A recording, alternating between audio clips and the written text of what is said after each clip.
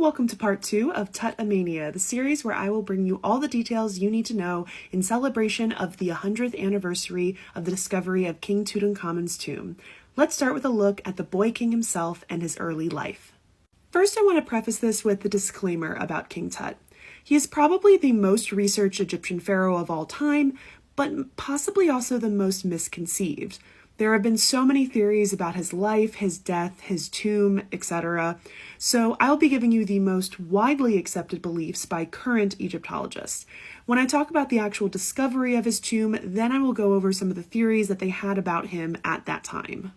Tutankhamun was most likely born between 1341 and 1345 BCE. As you'll find out, there's a lot of debate on the dates of his life and reign.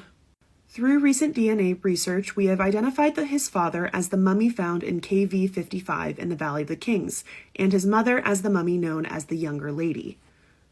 The identity of his mother is still debated to this day, but we have discovered that she was a full sibling of the mummy in KV 55, but her name remains a mystery.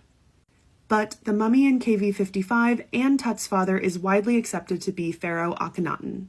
Akhenaten's reign was a little chaotic as he shook up all of Egyptian life and culture when he took the throne. He built a new capital city called Akhetaten, which is now known as Tel El Marna, and focused on the sole god called the Aten.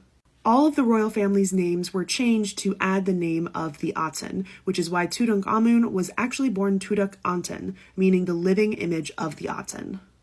Because Tutankhamun was not one of Akhenaten's firstborn children, he most likely was born here in Amarna and grew up in the royal court, probably interacting with his several half-sisters who were all daughters of Akhenaten and his first wife, Nefertiti.